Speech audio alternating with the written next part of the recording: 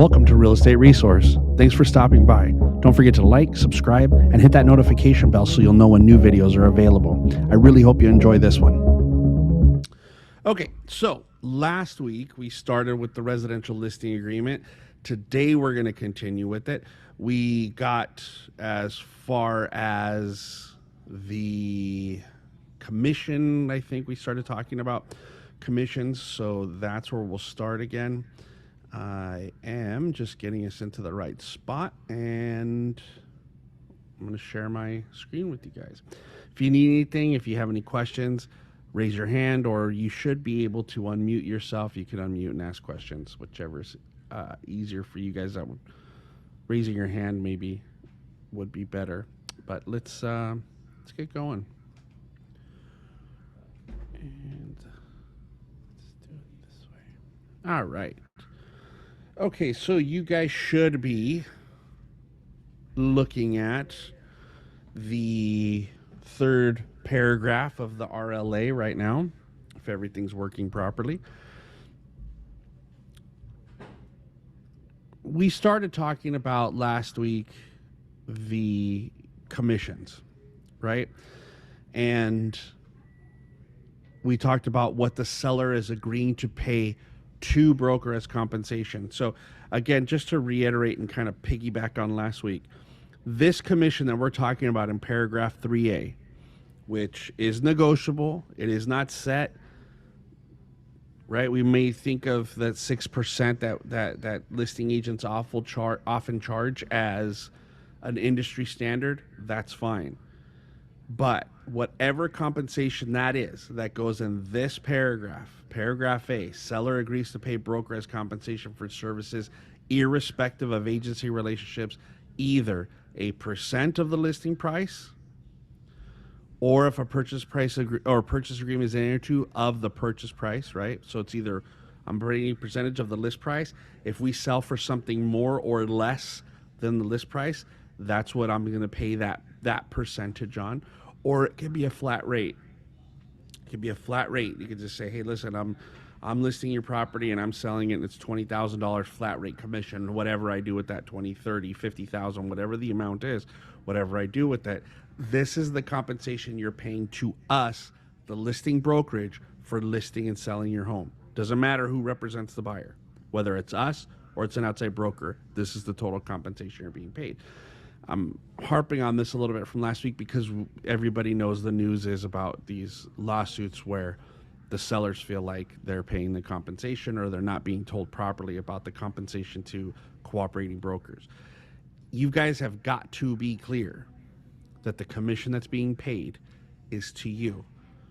Your choice, our choice as brokerage, is that we will be offering a portion of that total compensation being paid to entice the buyer's agents to bring their buyers, to show them your house, to write offers, to want to buy your house. That's it. So that's what this is. Now, if I'm doing the percent or I'm doing a flat dollar rate, I have to check these boxes. These boxes on the listing agreement and on the purchase agreements, by checking that box off, putting that little X in there, what it's doing is it's making it a part of the transaction, of the contract, whether that be the listing or the purchase. If I don't check the box, technically, it's not a part of the contract. Now, is somebody really gonna like fight it, right? Like, probably not, but could they? Maybe. Somebody could make the argument, use a loophole to say, well, I never really agreed. This wasn't really part of our agreement because the box is in check. It's not incorporated into this listing agreement. So just to be safe, to be clean, to be professional, to write the best offers possible, and to be a professional agent on the listing side, we're going to check the box. Now you put whatever percent is that you're going to charge, 6, 5, 4, whatever it is. Let's say it's 5 in this case. Okay? We're charging 5% total to list. Now, this and right here could be, and we're going to pay a bonus of X, and we're going to pay for, because this is the compensation to the agent or to the brokerage. We're going to pay, on top of, as part of compensation, we're going to pay this. If an offer of, whatever, and we're going to pay this. That's it, but that's for compensation, okay? So that's the things that you could add there. Excuse me. Now, we're going to look at how they pay you, when they're required to pay, what this contract states as for them to be required to pay the compensation to the listing broker. Go ahead, Joseph. You raised your hand. You're not unmuted. Let me here try that. I got it. So in the end box, if you put like, let's say, and seller to pay 1% more if get 15,000 over list price. Sure. Oh, okay. Thank you. Sure. You could put that in there. That was my question. Thank you. Yeah. Okay. So what we're going to look at right now is how you get paid. Now, we've talked about this a number of times. The most obviously common way that you would get paid, right, is you sell it. But there are 3 additional ways that the seller may be required to compensate the listing brokerage based on this agreement.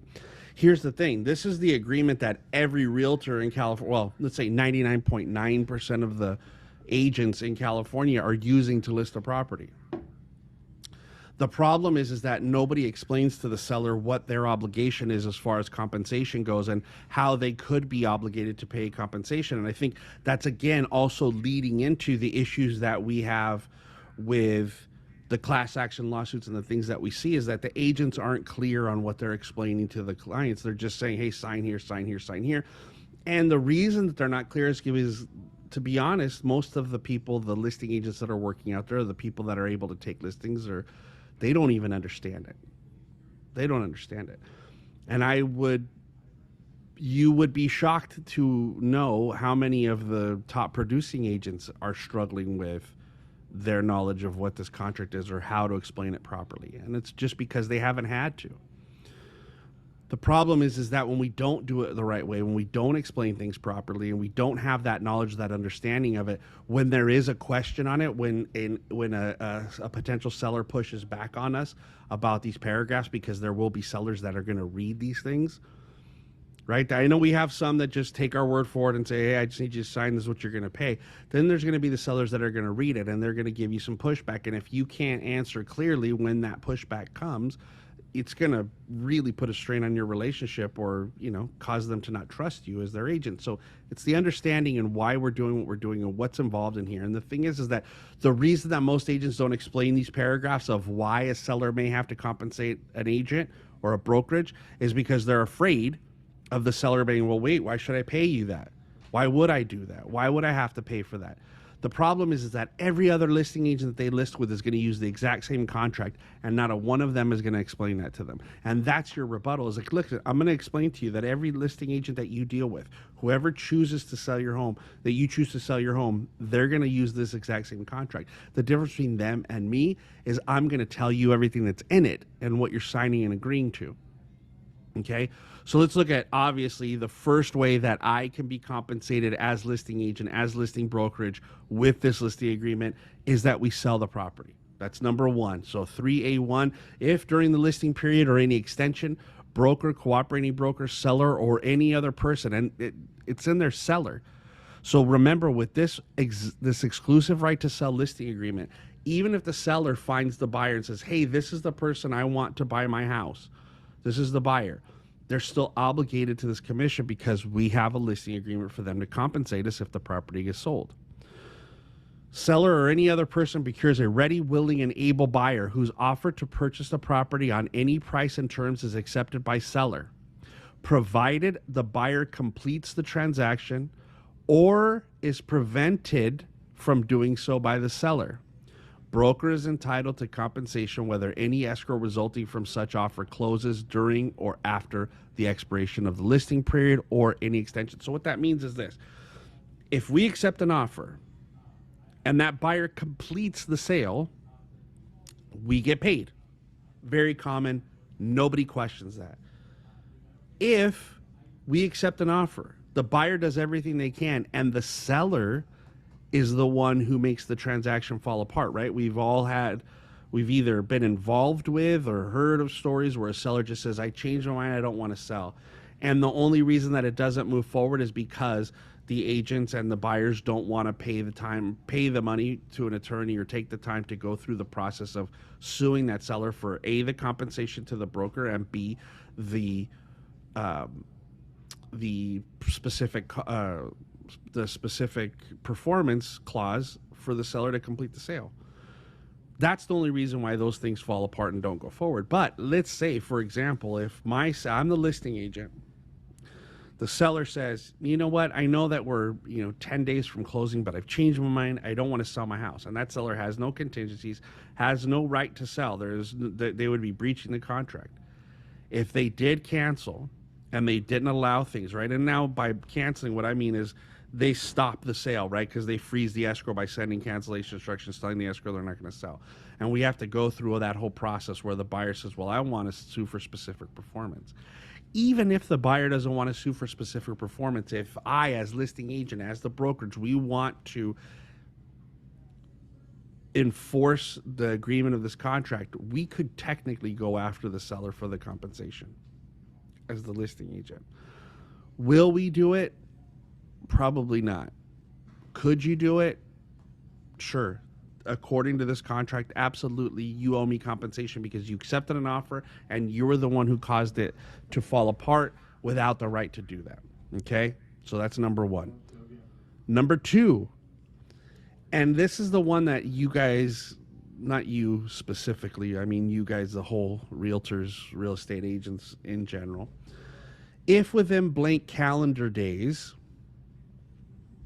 A, after the end of the listing period or any extension, or B, after any cancellation of this agreement, unless otherwise agreed, seller enters into a contract to sell, convey, lease, or otherwise transfer the property to anyone, prospective buyer, or that person's related entity who physically entered and was shown the property during the listing period or any extension by broker or cooperating broker, or for whom broker or any cooperating broker submitted to seller a signed written offer to acquire, lease, exchange, or obtain an option on the property.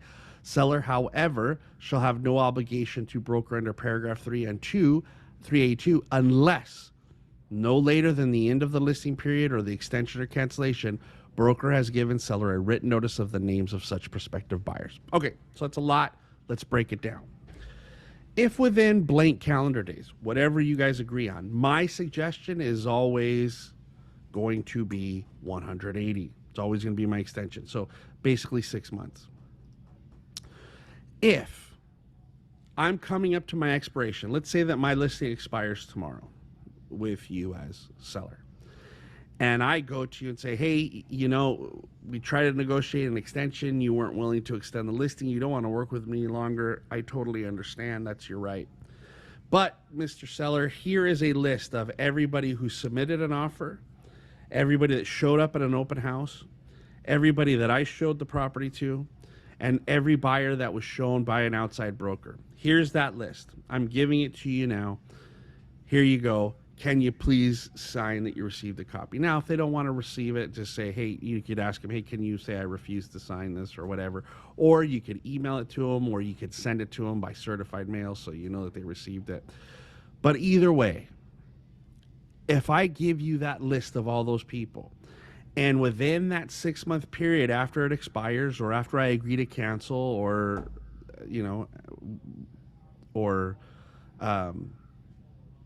I went blank. After the cancellation or the expiration, if any of those people in that 180-day period, if they come back to purchase the house, I don't just get a commission, I step back in as the listing agent.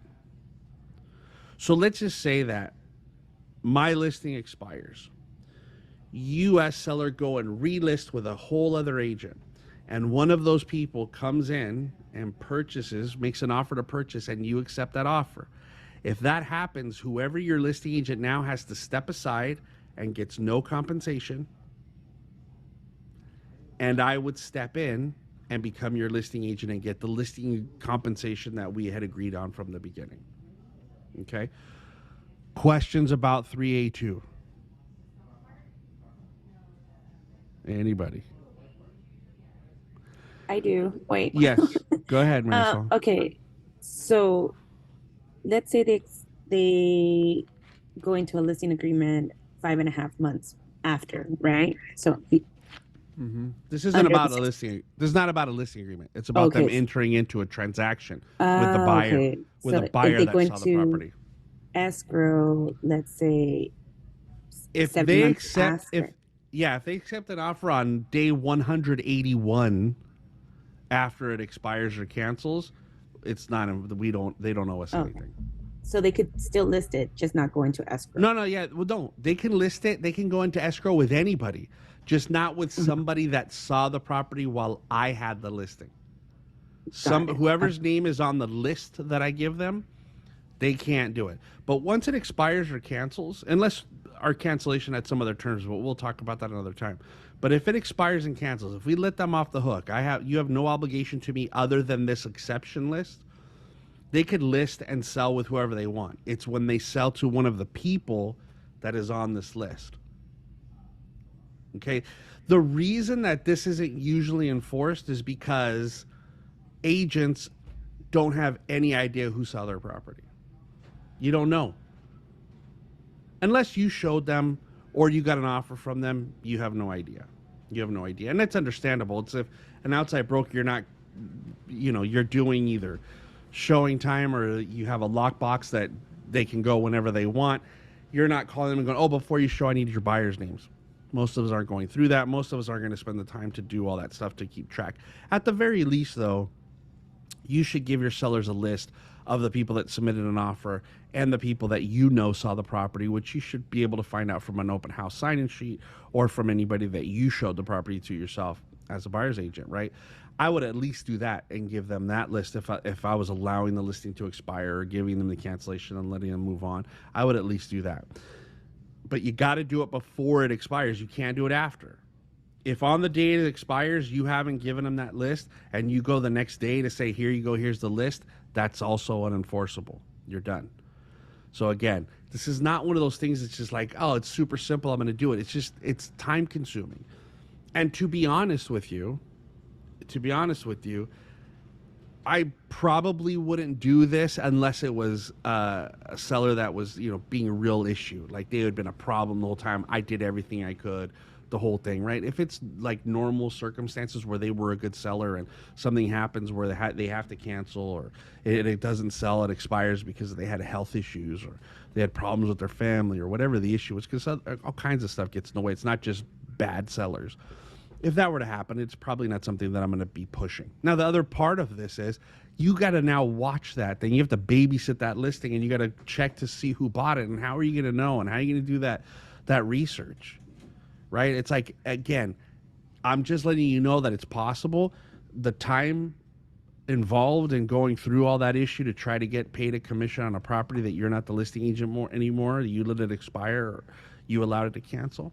Seems like the mental energy that's involved in that and your professional health is something you'd probably just want to write it off. I just want you guys to understand how paragraph 3A2 works. Okay? Next way. Okay, so that's two. That's two ways that the seller may owe compensation to the listing broker. Third way. If, without broker's prior written consent, the property is withdrawn from sale, conveyed, leased, rented, otherwise transferred, or made unmarketable by a voluntary act of seller during the listing period or any extension. So, I take your listing. You refuse to show it. You don't leave the utilities on so that when people do come to see it, that they have the ability to see it and turn the lights on and make sure that, stuff like that.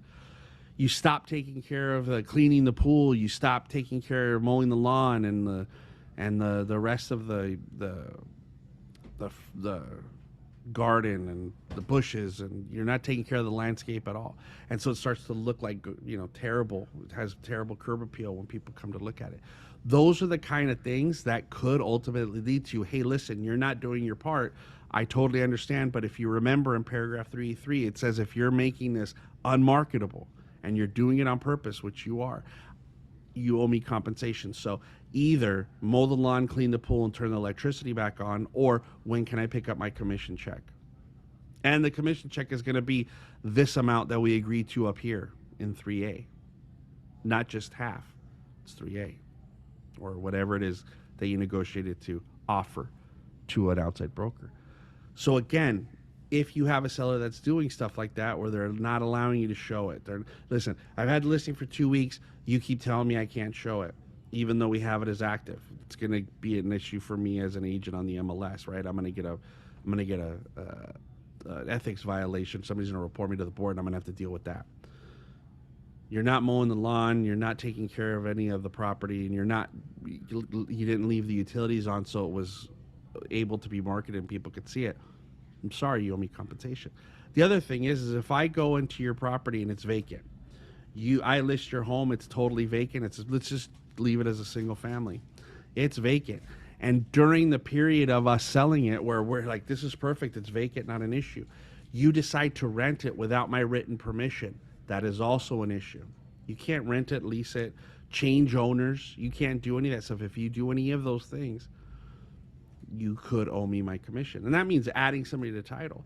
So if we're in the middle of, I took the listing with you and then you decide to add a family member to title, that could cause it. That's the same thing. You can't do anything without my permission. So you have to make sure that the sellers understand that. But most agents don't explain it. Okay? So that's the third way that a seller could owe compensation. And now finally, the fourth way that a seller could owe compensation.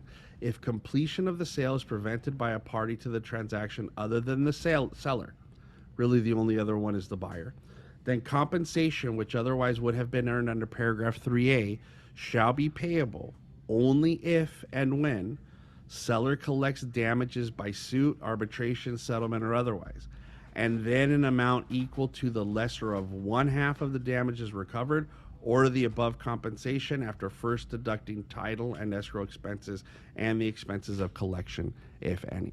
So the seller, perfectly happy to sell, has the property listed, they're doing everything they can. The buyer goes all the way through, removes all their contingencies, and then decides to cancel. And the seller is like, wait a minute, they breached the contract. So we go back and we look at the liquidated damages clause, and the seller says, no, I'm keeping their deposit. Right? I'm keeping their deposit. And the seller wins that mediation or arbitration or the small claims, depending on the amount. They win.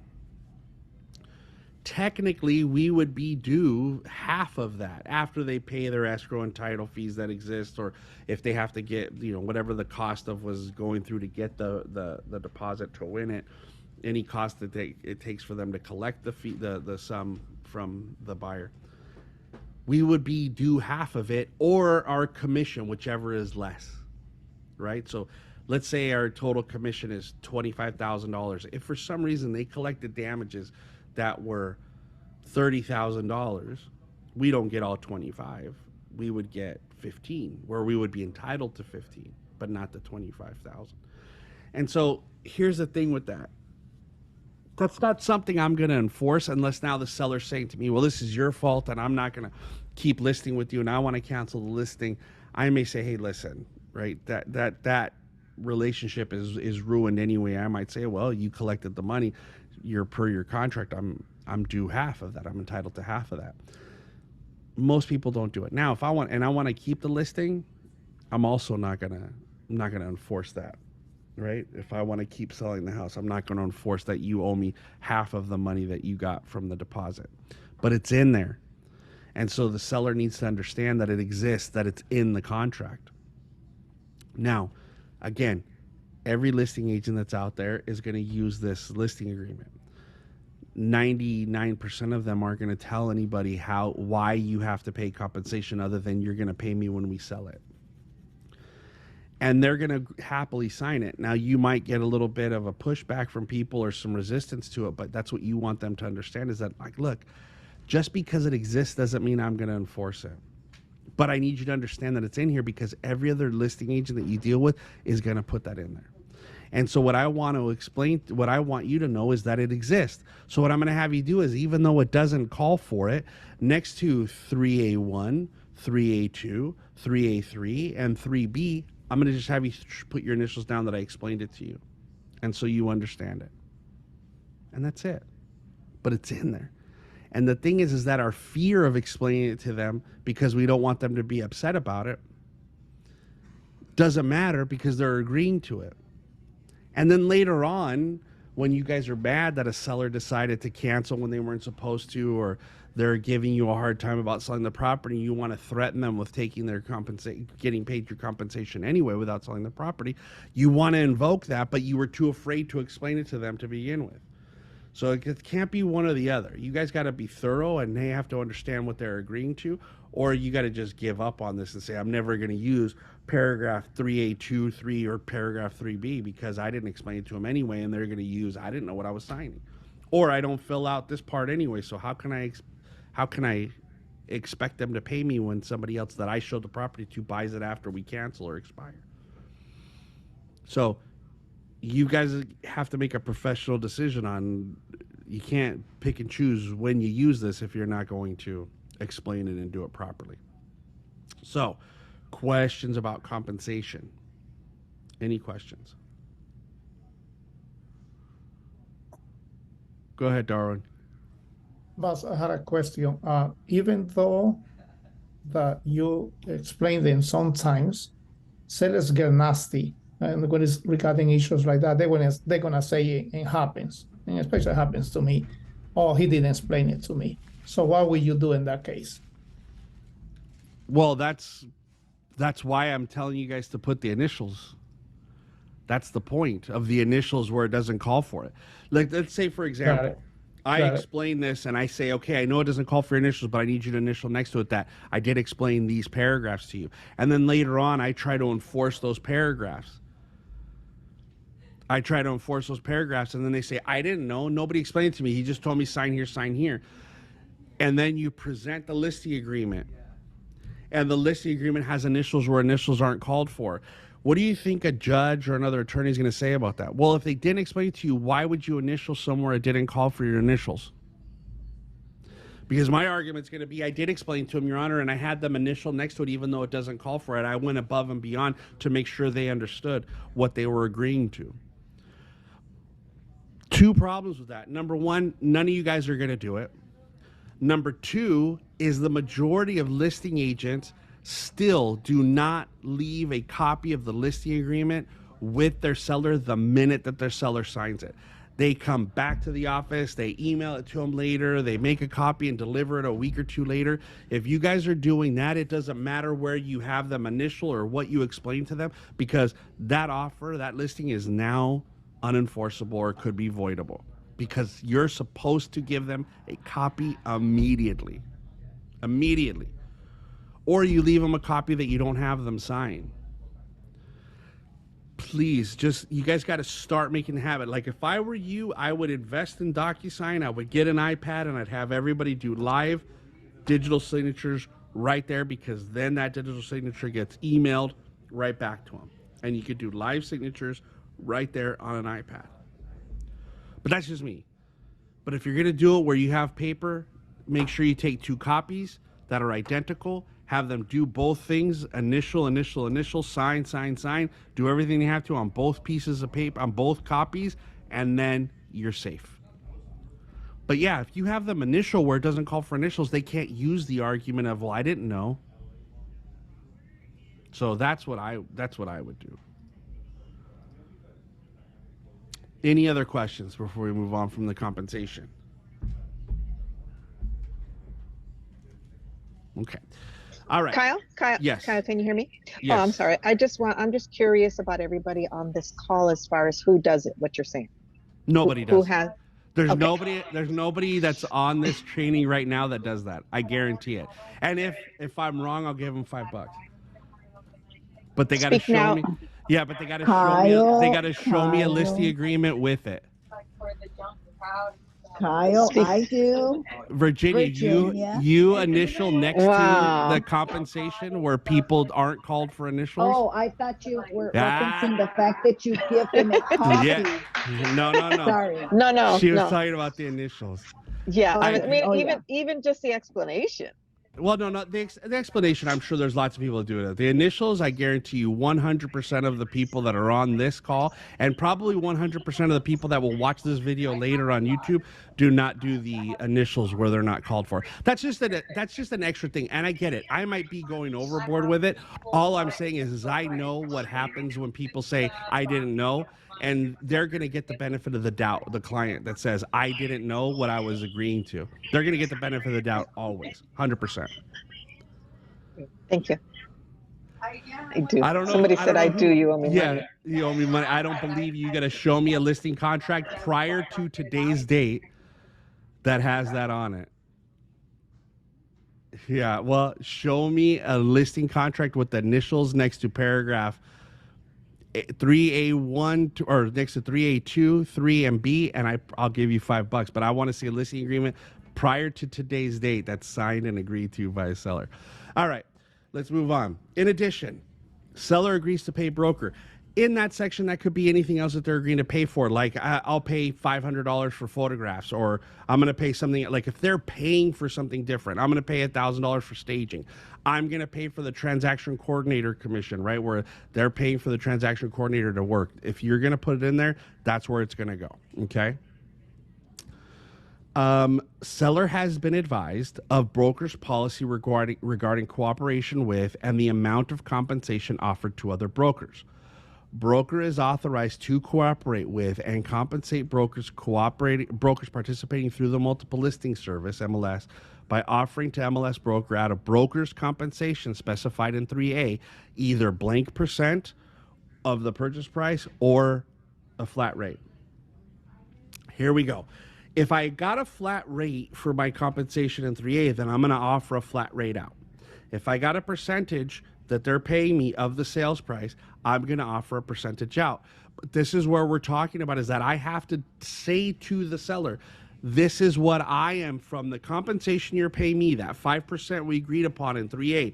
Of that 5%, I'm going to offer 2% or 2.5% to any cooperating brokers. I'm going to pay them to bring their buyers of that compensation you're paying me.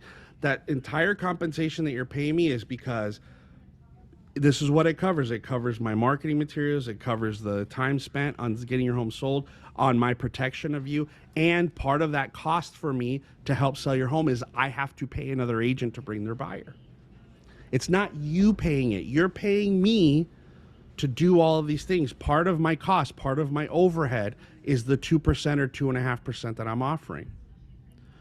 Now, if we want to entice more people, then we need to offer a higher percentage. That means that my cost is going to increase in order for us to do that. But this is what I'm paying. So let's say, for example, that you know what, I am doing it 50-50. And part of the reason we have to disclose this is because, again, agent skills are so bad that they lie to the sellers. And they'll say, look, the reason you're paying me 6% is because I have to offer 3% out. And then in this listing section, they don't put anything here. They leave this blank.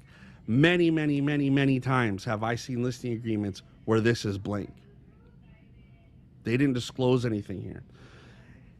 And part of the reason that I know some agents don't do that is because they don't tell the truth about what they're going to offer out to cooperating brokers.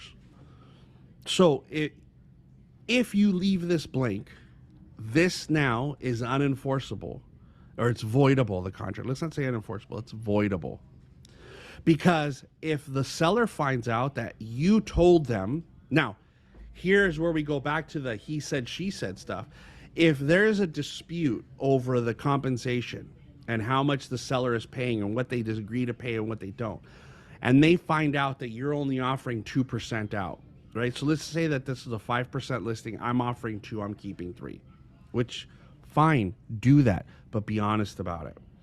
But they find out that you're only offering 2. And let's say that you didn't tell them that you were going to do 2.5 because it's 5%. Let's assume you didn't. Let's assume you told them the truth.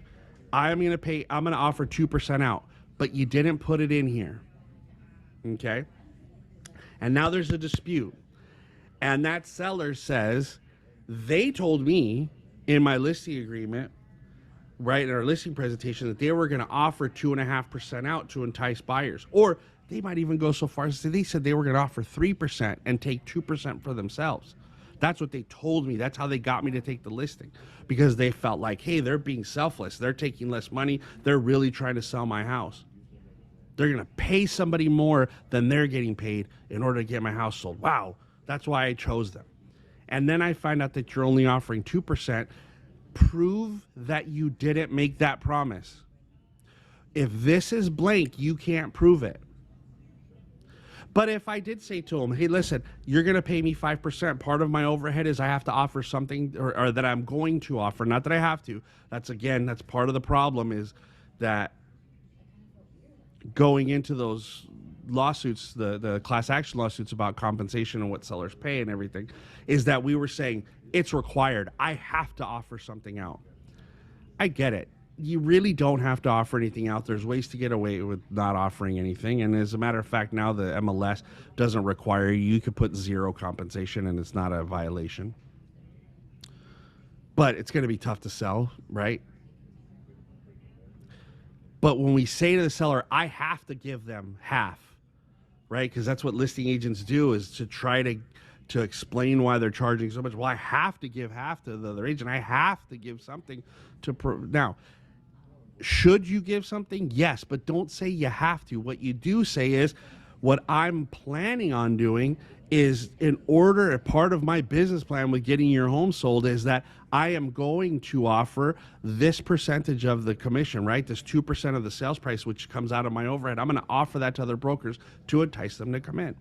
But I got to disclose it here. So if I tell the truth, hey, I'm getting 5, I'm going to offer 2% of that 5. I'm going to offer it to the outside brokers.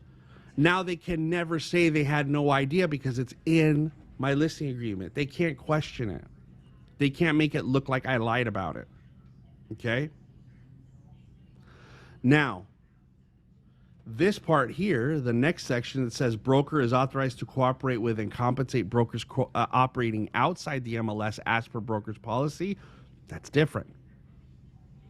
That's different. I don't have to disclose what that is. I could say to them, our policy is that we only offer a compensation to an outside broker that's a part of the Association of Realtors, because they're more professional and those are the people that we want to deal with. If somebody doesn't follow one of those groups or isn't part of that group, that compensation could be different, what we offer to them. That's the truth. That's the way the rules are now. Things may change based on these lawsuits, but that's what the rules are now. Now, am I saying that you shouldn't offer the same percentage to everybody who sells the house? You probably should. Just because that's what I told the sellers I was going to do. That was part of my overhead. If that's the case, if I'm not going to pay that compensation, if I'm really being honest with the seller and say, hey, listen, I don't have to pay that compensation any longer. This is what I'm going to do for it. But again, that's up to you. That's a business model of yours on how you want to negotiate that. And what's going to happen from that when I say, hey, you're paying me 5 because part of what I do is I pay the 2, or even if you say, like, I think part of the issue comes from this is what I'm paying, and I'm offering out this much money to get people to want to show your property. And then, or that the argument that is, you're giving me 6 because I have to give up half. When they then say, well, what if you sell it yourself, right? It's harder to fight with the I have to as opposed to I choose to. And if they come to you and say, well, wait a minute, I'm paying you 5%. If you now are representing both parties, why is it less? You know what? I can reduce it, but I'm not going to reduce by the entire 2% what I was offering out, only because I now accept more higher liability when I'm representing both parties, because not only am I representing you, but I'm representing the buyer, which means I have a fiduciary duty to both of you as clients, and I have to work that way. So I will reduce it slightly, but it's not going to be by the entire 2%. So, but again, those become business models and other trainings. We're just talking about how to fill it out right now. Okay.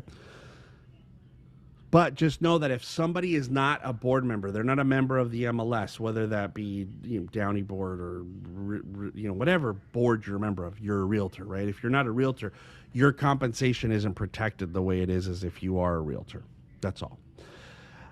Seller hereby irrevocably assigns to broker the above compensation from seller's funds and proceeds in escrow. Broker may submit this agreement as instructions to compensate broker pursuant to paragraph 3A to any escrow regarding the property involving seller and a buyer, prospective buyer, or other transferee, right? So this is our proof of what you're paying. Seller represents that seller has not previously entered into a listing agreement with another broker regarding the property unless specified as follows. So if I'm dealing with an expired, right? Actually, any seller, when I get to this section of the paragraph of the contract, I'm going to say to the seller, by the way, like let's say this isn't an expired. Were you listed previously with any other brokerages? And they're going to say, oh no, I wasn't. Great. I'm going to write in here, seller states no, right? No, there is no obligation. There is no obligation to any other broker. They were not listed with anybody else. There's nothing that's on there. If they were an expired, I'm going to say, by the way, the previous broker you had was who, right? So let's say it was, Banana Real Estate. That was my last broker. Okay, were there any other brokers before that? Did you expire or cancel or change brokerages at any other time? I need to ask that question. That's fine. I know that one because you were an expired. But was there anybody else prior to that? I want to list everybody. But the reason why I asked people who weren't expired, or I don't know if they were listed, and I wanted to say seller states no. The reason I want to put that is because if another broker comes and says, hey, wait a minute, I had a listing agreement, or I have a listing agreement, or I have something else, and we didn't know because it wasn't on the MLS, they lied to us.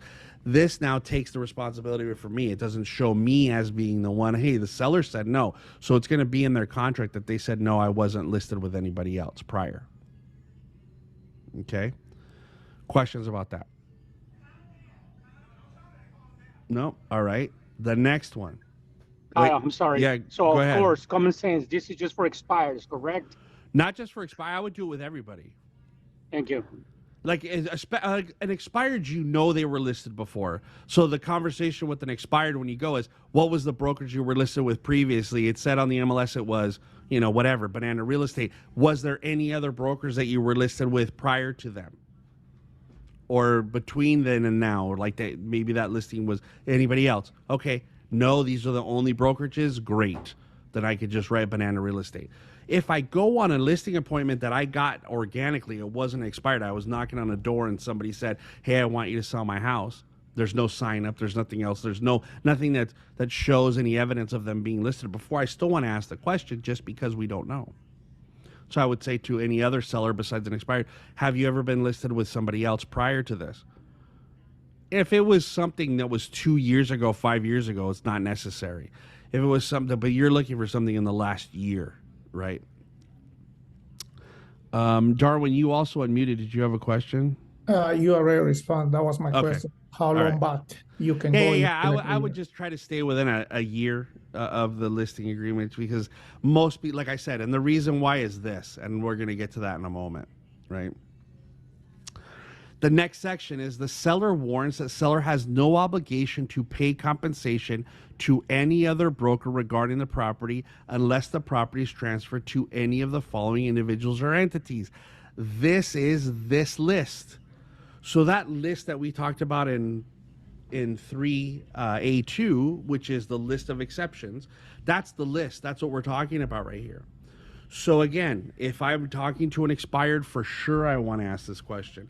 I'm still going to ask it if I talk to a seller that is not an expired and they say, no, I wasn't listed with any other broker, I can skip this because there is no exception generally. It'd be rare for what. But if somebody says, oh yeah, I was listed with Banana Real Estate, then I want to go down here and say, okay, did your agent at Banana Real Estate give you a list of exceptions, list of people who saw the property while they had the listing? If they say yes, they did, then I'm going to put see attached list. because I'm going to attach that list of the exceptions to my listing agreement. If they say no, they didn't give me a list, then I'm going to put seller states no.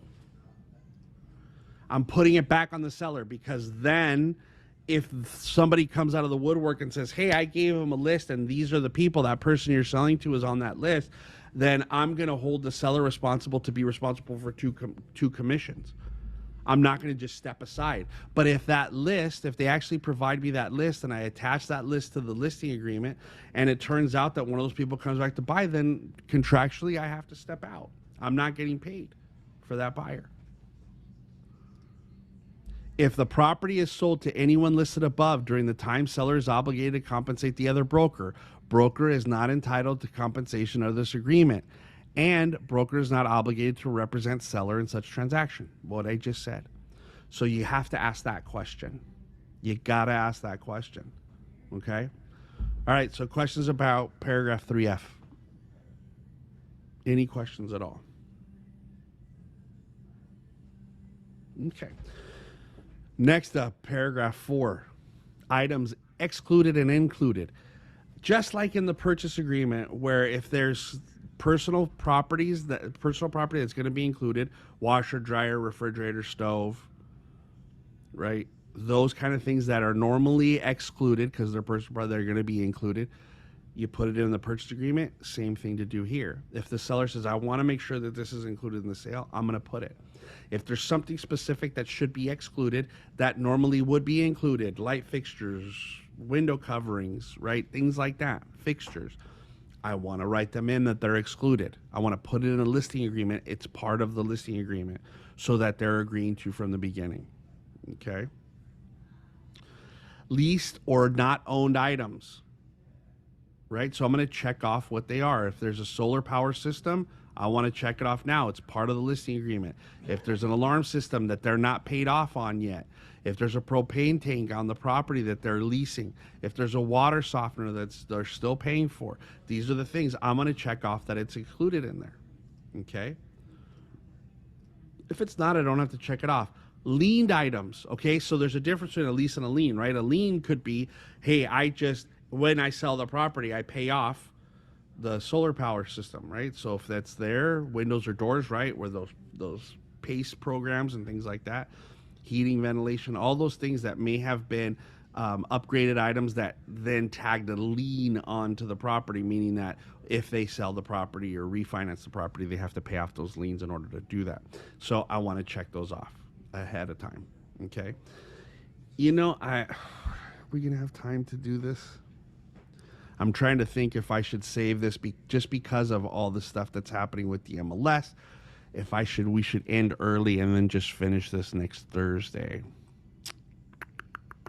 Yeah, you know what? Instead of getting into this, because I don't want to cut it off in the middle, I'd rather spend time with it. Let's just open it up to any questions that you guys have about the listing agreement at all, because I'd rather do all the MLS stuff in one class, because it's going to lead to a lot of questions and it's going to lead to stuff, and I don't want to get it broken up and forget about what we talked about, so that we get to next week, we're starting over again.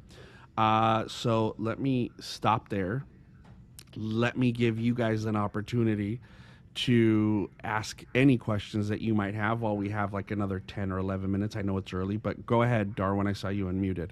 When you say to leave a copy to them, let's say that they say, oh no, I don't have a copy, I lost it, or you never gave me a copy.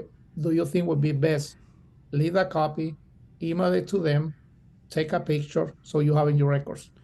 Yeah, absolutely. I mean, I think that even if you leave a copy of that for them, I think that sending them an email, like, look, I mean, I'm sure Virginia's on here. I know she probably does live electronic signatures, so she doesn't have to worry about that, because it emails a copy to them directly, and there's a timestamp, and there's all that stuff that you can't prove it.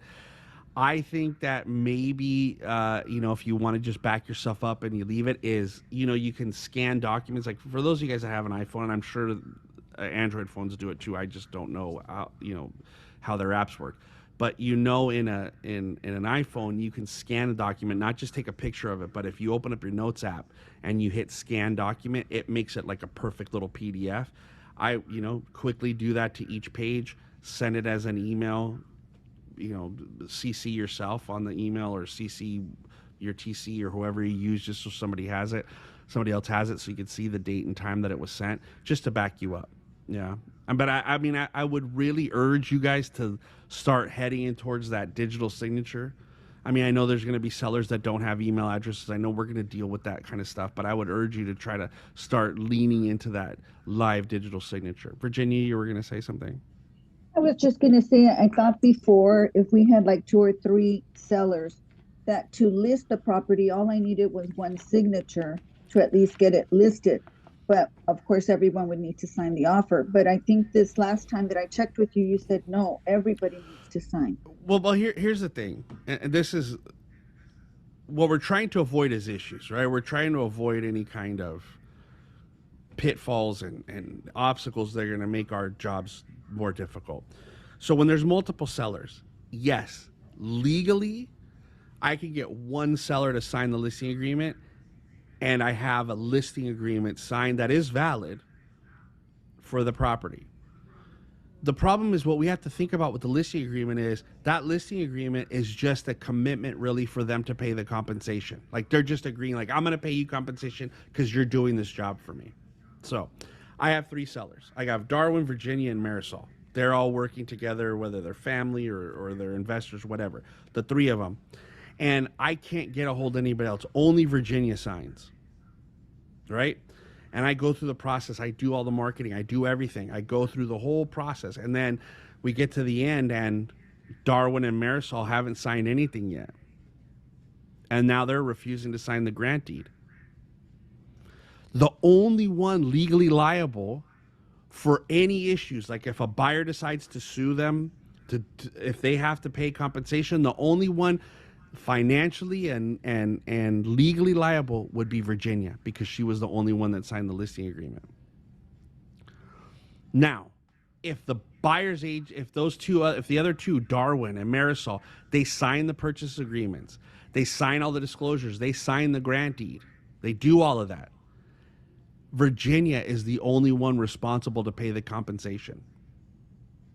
So, do I have a valid listing? Yes. Is Virginia going to be happy with me when we get to the end and I go, oh, by the way, you're the only one that signed. Now Marisol and Darwin are protesting. They're not going to pay the compensation. They want the compensation to come out of your third. Is Virginia going to be happy with me as her agent? So, yeah, I have a valid listing. But the problems that exist with that valid listing with only one seller, so that's fine. And I know that, Virginia, I did tell you, don't take it without getting the others listed. Like, here's the thing. Get it signed, but don't start your marketing. Don't do anything. Don't put it in the MLS. Don't do anything until those other 2 sellers sign, so that at least you have them saying, yes, I'm participating in the sale. Jesus, you have your hand up. Go ahead.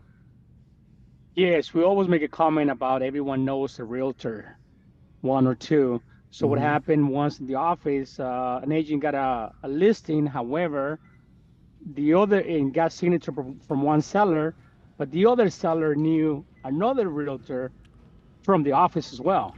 And the other owner decided not to go with the first realtor who signed with the brother, and they had a little confrontation, because it was the same office of different sellers, different preferred realtors. So it could happen. That's why it's best to make sure everyone's on board. Yeah, no, of course. And the thing is that both of those contracts are enforceable to an extent. They're both enforceable. It's just, again, here's the thing I always tell you guys. I always like to stress this, is the contracts are enforceable, but it's just how much time do you want to put in enforcing them? Do you want to spend money hiring an attorney? Do you want to do it? Like, I always try to think about, like, mental health and for my business. Is it worth it for me to fight with somebody when they're trying to violate a contract, or just start to go find more business that's going to be more pleasant? And I get it. Like, people are going to be at different points in their production lives, in their business, and where they are at any one point, and what they need, and and what they're willing to fight for. That's okay. That's your business. But I just think that, like, if I'm going to do it, I want to do it 100%. I don't want to.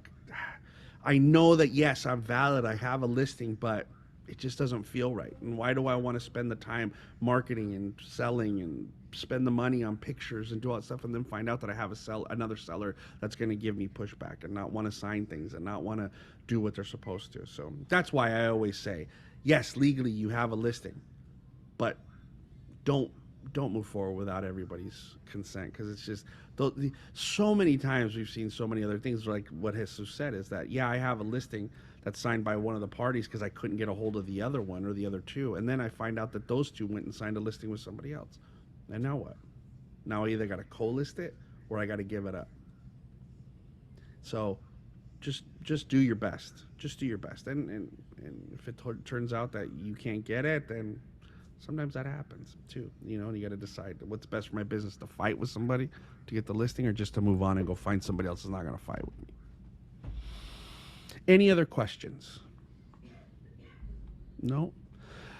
I appreciate you all for being here, and thank you for listening to me. And I like that we're spending a lot of time with the listing, because I think it's, you know, again, it's such an easy form to fill out that I think that sometimes we kind of just gloss over stuff with it. So I appreciate you guys all. We will finish the listing, I promise, on Thursday. Thank you all. Go be productive. If you missed any of it, go check YouTube. If you missed last week's, go check YouTube. It's there. I will see you guys again soon. Thank you so much.